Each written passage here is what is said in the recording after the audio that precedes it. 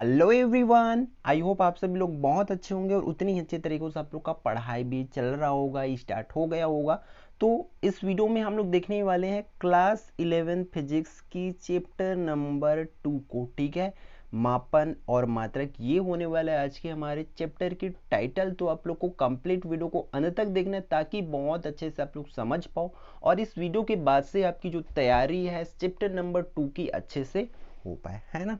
तो चलो आगे बढ़ते। इसमें देखो, एक चीज आपको जान लेना है, समझ लेना है कि किसी किसी बुक में आपको 1B के नाम से ये चैप्टर जो है आपको मिल जाएगा। ठीक है, मापन और मात्रक उसमें भी लिखा रहेगा सेम, मेजरमेंट एंड यूनिट्स। तो आपको कंप्लीटली देखना है ताकि सभी चीजों को आप लोग अच्छे से समझ पाओ, है ना। देखो, सबसे पहला टॉपिक क्या है हमारा, भौतिक राशियां। क्यों? क्योंकि जो भौतिक राशि है वही वही वर्ड हम लोग का पूरे चैप्टर में बार बार आएगा, तो क्यों ना हम लोग उसके बारे में ही सबसे पहले समझ लें, है ना। तो देखो, भौतिक राशि होती क्या है ना। भौतिक राशि मीन्स फिजिकल क्वांटिटीज। तो ये बहुत आसान है, देखो इसमें समझने का कोशिश करो। जिन राशियों का मापन यथार्थता पूर्वक किया जा सकता है उन्हें भौतिक राशि कहता है। नहीं आया समझ? कोई दिक्कत नहीं है। नीचे देखो क्या लिखा है, वे राशियां जिनके पदों में भौतिकी के नियमों को व्यक्त किया जा सकता है। मतलब ऐसी कोई राशि जिनके पद में हम लोग क्या भौतिकी के नियम को लगा सकते हैं, लागू कर सकते, वही भौतिक राशि कहलाता है। ये कहीं ना कहीं से स्टैंडर्ड हम लोग का डेफिनेशन है, तो ये हाई हो सकता है। बट समझने के लिए हम लोग ये बोल सकते हैं कि जिस भी राशि का हम लोग मापन कर सकते हैं, तौल सकते हैं, क्या कर सकते, तुलना कर सकते हैं, है ना। छोटा है, बड़ा है, मोटा है, इतना है, जो भी है हम लोग उसका तुलना कर सकते हैं। ठीक है, याद रखना, मापन मतलब होता है तुलना। तो जिन भौतिक राशि का हम लोग मापन कर सकते हैं, मीन्स जिन राशियों का हम लोग मापन कर सकते हैं, वही क्या है, भौतिक राशि, फिजिकल क्वांटिटी है। क्लियर है? ठीक। तो जैसे कि क्या क्या होती है सर, देख लेंगे आप लोग यहाँ पर क्या क्या को हम लोग बोल सकते हैं। जैसे कि समय हो गया, द्रव्यमान हो गया, लंबाई हो गया, क्षेत्रफल हो गया, कार्य हो गया, बल, इस टाइप की जो क्वांटिटीज होती है ना, उसे हम लोग फिजिकल क्वांटिटी कहते हैं। ठीक है, अब बात कर लेते हैं ये कितने प्रकार की होती है ना। बता दिए कि जिसका हम लोग मापन कर सकते हैं वो क्या है, भौतिक राशि। तो जान लेते हैं ये भी कि ये कितने प्रकार की होती है, दो प्रकार की होती है। कौन कौन सा? मूल राशि, मूल मतलब जड़, है ना, ये पहले से आप लोग को जानते हैं, है ना। एक फंडामेंटल क्वांटिटी होगा, एक बेस क्वांटिटी होगा। ठीक है, क्लियर। फिर दूसरा होता है व्युत्पन्न राशियां, मीन्स डिराइव्ड, जिसको हम लोग लाए रहते हैं या बनाए रहते हैं बोल सकते हैं। तो इस तरीके से दो राशि, एक तो अपने आप से बना बुनाया रहेगा और दूसरा बनाए रहेंगे, तो दो प्रकार की राशि होती है। तो दोनों राशि को कंप्लीट देख लेते हैं कि हम लोग कैसे पहचानेंगे, क्या होती है उसकी डेफिनेशन, हर एक चीज को देख लेते हैं, है ना। तो यहाँ देख सकते हैं आप लोग कि मूल राशि मतलब फंडामेंटल क्वांटिटीज होती क्या है। तो मूल राशियां उन भौतिक राशियों को कहते हैं जिन्हें व्यक्त करने के लिए भौतिक राशियों की आवश्यकता, अन्य मतलब दूसरे भौतिक राशि की आवश्यकता नहीं होती है। ठीक है, हम लोग क्या बोलते हैं, मूल राशि बोलते किसको है कि अगर हम लोग इनको व्यक्त करना है, अगर बताना है कि ये मूल राशि है, तो अन्य भौतिक राशि की आवश्यकता नहीं होती है। ठीक है, आप मीन्स बोल सकते हैं ये क्या होती है, ये स्वतंत्र राशि होती है। ठीक है, मूल राशि क्या होती है, स्वतंत्र राशि होती है। हर एक पॉइंट्स को आप लोग को याद रखना है, क्योंकि किसी भी एग्जाम में इस तरह का छोटी छोटी वर्ड से ही क्वेश्चन उठाया जाता है ना। तो उन सभी चीजों को आप लोग को ध्यान में रखना है। अब देखो कि ये मूल राशि को हम लोग क्या नहीं कर सकते कि इन्हें विभाजित नहीं कर सकते, क्योंकि वो स्वतंत्र होती है और वो मूल राशि होती है, तो उसको हम लोग और भी तोड़ नहीं सकते, विभाजित नहीं कर सकते हैं।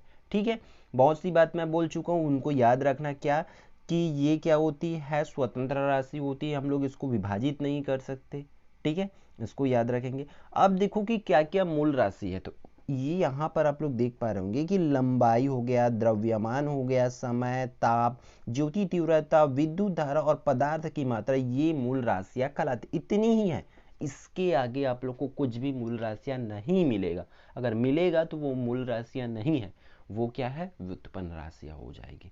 ठीक है, इनकी संख्या 7 है। तो सिर्फ और सिर्फ ये 7, जितना नाम आप लोग देख पा रहे हैं, आप लोग सभी को याद रख लेंगे, एक बार अच्छे से देख लेंगे, है ना। यही क्या है, मूल राशियां है, क्योंकि ये क्या होती है, स्वतंत्र होती है और इसको बताने के लिए हमें और किसी और राशि की सहारा नहीं लेना पड़ता है ना।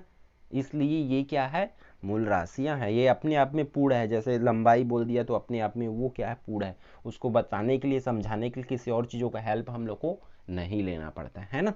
अब बात कर लेते हैं दूसरा व्युत्पन्न राशि डिराइव्ड क्वांटिटीज का, है ना।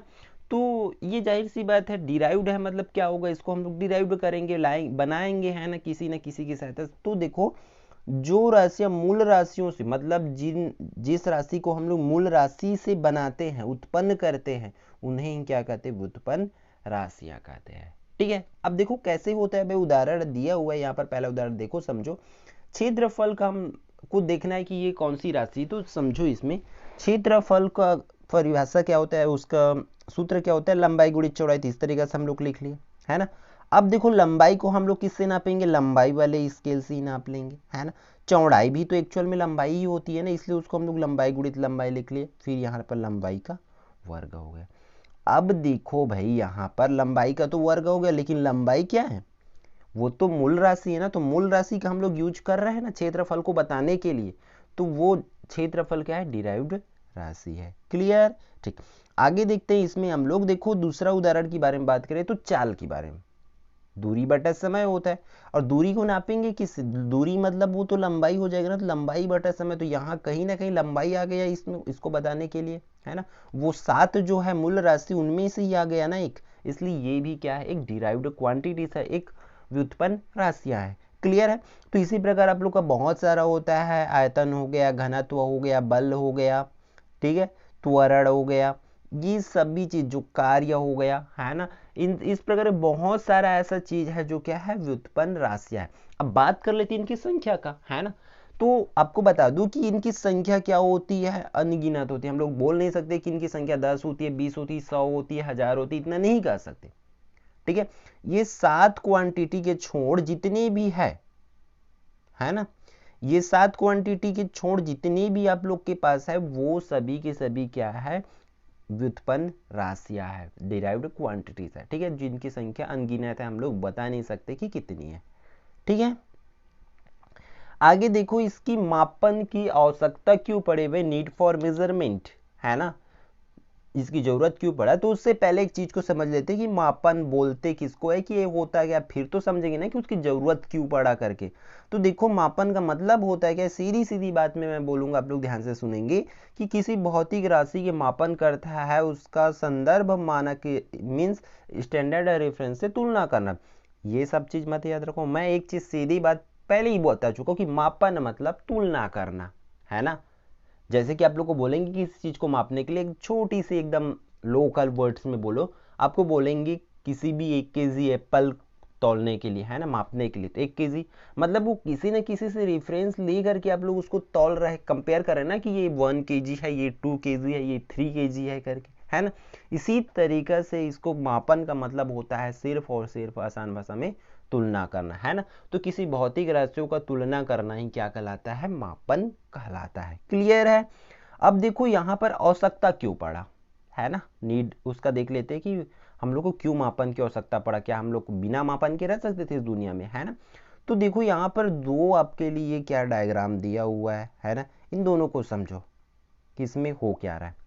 देखो यहाँ पर अगर हमें बताना है मापन इसके बारे में, दो चीजों के बारे में, है ना, ये इसकी वजन कितनी है, इसकी वजन कितनी, इसी हिसाब से बताएंगे ना। जो कम वजन, मैं किसी को बोलूंगा जाओ आप एप्पल लेके आना, तो वो पूछेगा ही ना, पूछेगा ना कि कितनी एप्पल लाना है ना।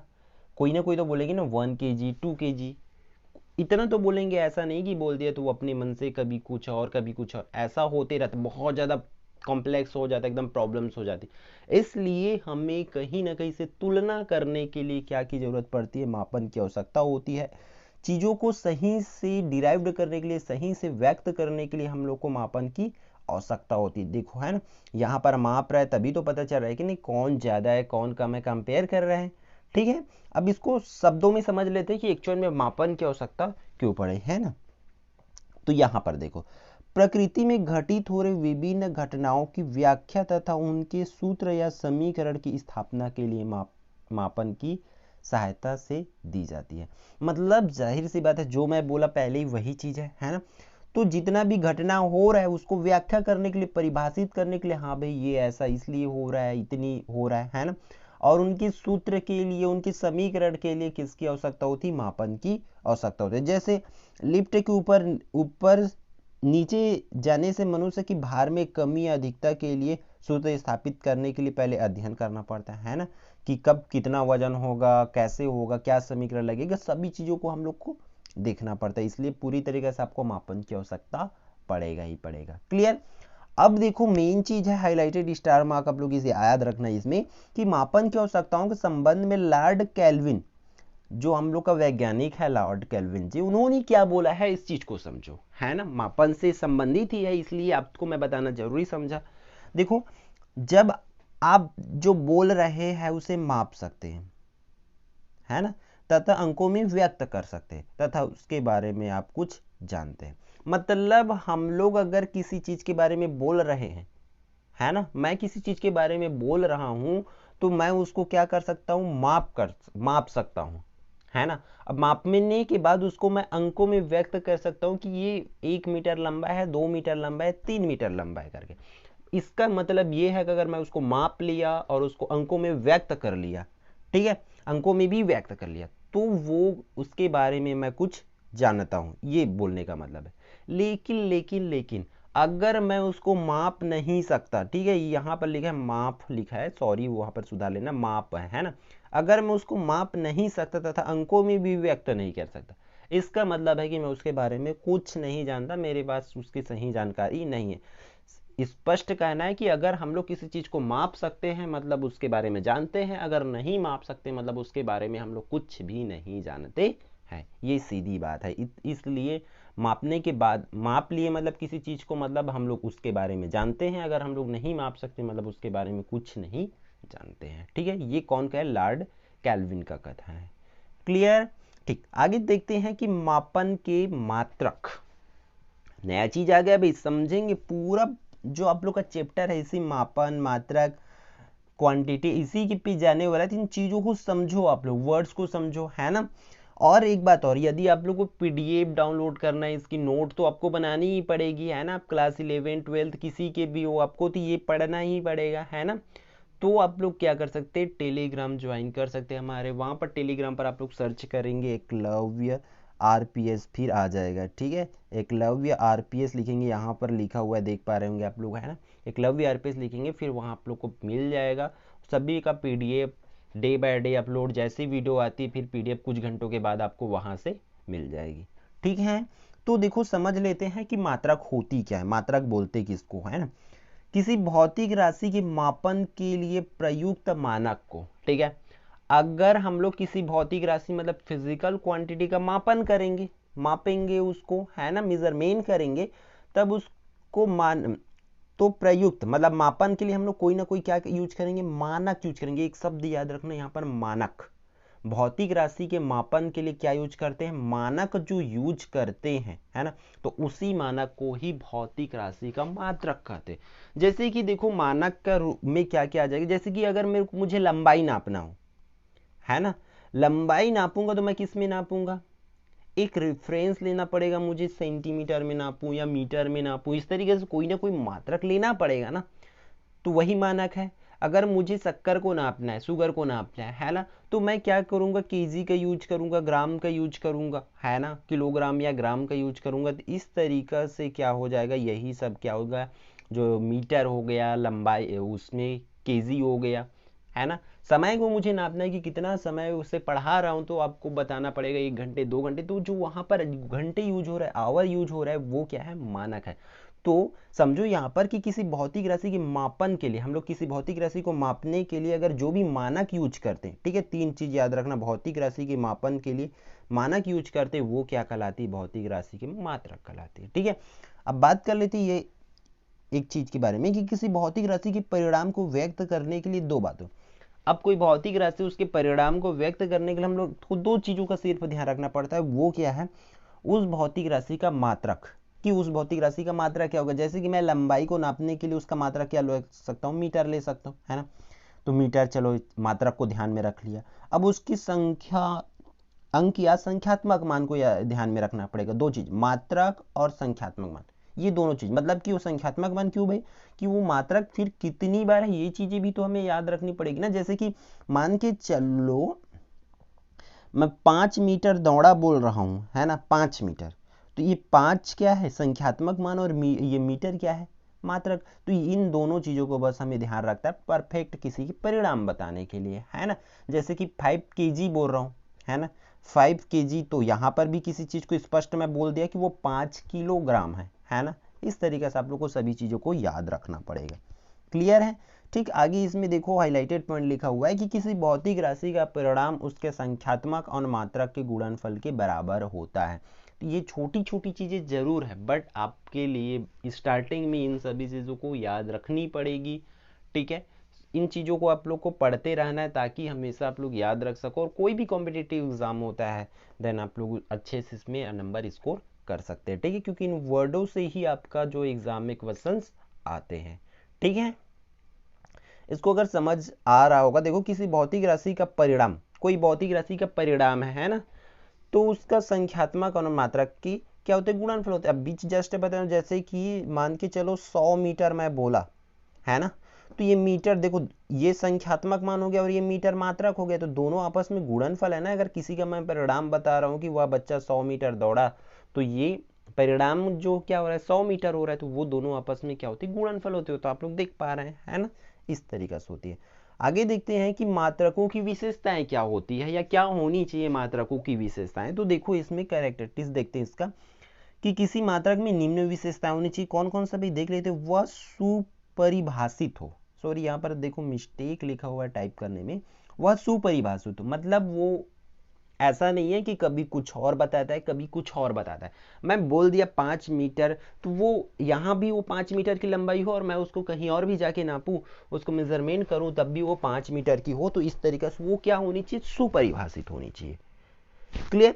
दूसरा बात करते हैं कि वह उचित आकार का हो तथा उसका आकार ना तो बहुत छोटा और ना ही बहुत बड़ा, मतलब ऐसा हम लोग का जो मात्रक है ना तो एकदम छोटा सी होनी चाहिए और ना ही बड़ा होनी चाहिए। ठीक है, पहला क्या सुपरिभाषित होना चाहिए, फिर ना तो छोटा ना तो एकदम बड़ा होना चाहिए, एकदम उचित का होना चाहिए, एकदम फिक्स, है ना। फिर थर्ड देखते हैं इसमें समय और स्थान के साथ उसमें परिवर्तन ना हो, है ना। मैं पहले ही बोल दिया हूं क्या, कहां पर, कि ऊपर में बता दिया हूं कि यहां पर भी 5 मीटर होना चाहिए, वहां पर भी 5 मीटर होना चाहिए, वो चेंज नहीं होना चाहिए, है ना। सुपरिभाषित वाले में समझा चुका हूं, तो उसमें समय के साथ कोई परिवर्तन नहीं होना चाहिए भाई। जब आज इतना 5 मीटर है तो कल भी वो 5 मीटर में ही होनी चाहिए, इस तरीके से। भौतिक कारकों जैसे ताप दाब आदि से वह प्रभावित नहीं होना चाहिए, है ना।